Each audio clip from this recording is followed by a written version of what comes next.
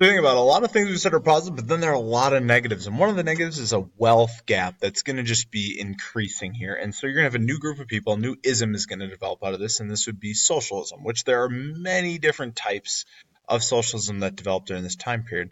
Basically, all of them are trying to do the same thing, work to alleviate social and economic problems as generated by capitalism and industrialization. And so basically, all of them are trying to expand the Enlightenment sort of thinking to a just and equitable society. And our first example of this developing is what is known as utopian socialism, is found by Charles Fourier and Robert Owen. First used that word socialism in about 1830.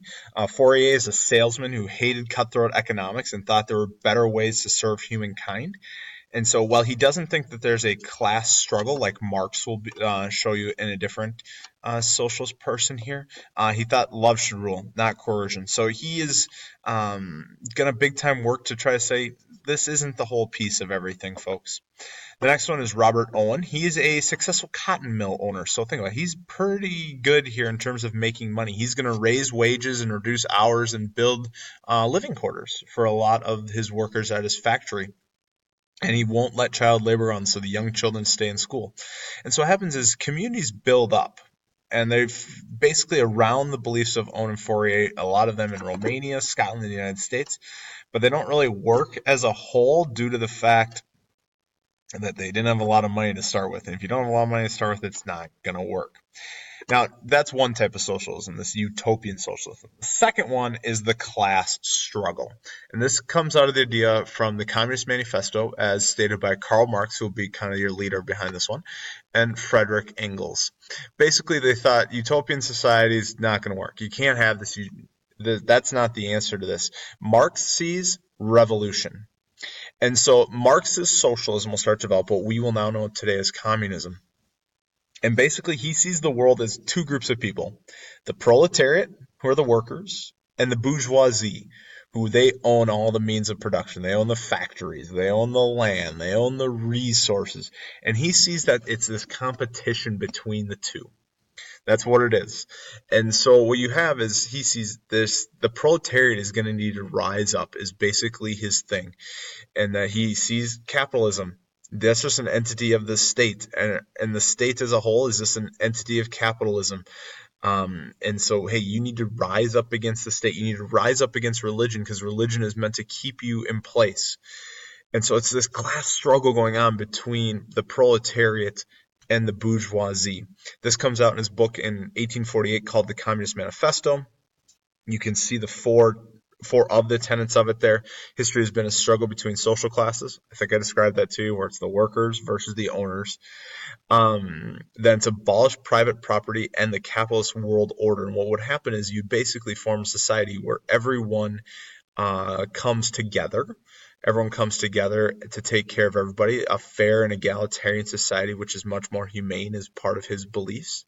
That the state would actually disappear. You have no need for government because everybody is taking care of everybody else's needs. It's known as the dictatorship of the proletariat. So no one owns anything, but everybody owns everything. And so part of this, you're going to see political parties grow with this. This will be a major belief that as we move forward into the 20th century, we'll have some major following. Trade unions, while not being part of this, are going to be part of the help of the proletariat to help fight against the bourgeoisie capitalists, because you are going to start to see reforms. I mean, people do speak out, like, why should we have kids under the age of 5? I mean, you have tons of kids working. Get kids, no more, there's limits on child labor. Kids, you can't work more than 9 hours a day. And if you're under 10, guess what? You're not working at all. The state is also going to take a bigger role in people retiring from work, because now people, you can't keep going at this job forever. And so people start to look out for their elderly citizens. Germany under Bismarck puts in minimum wage and types of insurance and retirement pensions. And then also down there to help the worker to try to stand up to the owners of factories. You have trade unions where workers are going to come together so they can negotiate together with the owners, and so you're either going to fire all of us or you have to keep all of us, and here's what we want. So to review these couple slides here. First, socialist challenges. You have utopian socialism. Then you have Marx and his beliefs of what will become Marxist socialism, also known as communism. And then lastly, the growth of reforms that where the governments are working to limit some of the effects of the Industrial Revolution. And those effects are plentiful. Okay, resources are being taken from pre-industrial societies. Think about this. We have not talked about Africa here. We've not talked for the most part about East Asia, Sub-Saharan Africa, South America. That's because it's really only Western Europe and the United States that are going to be benefits from this. And so those places that weren't mentioned set up export economies like sugars and spices and tobacco and tea and coffee and cotton.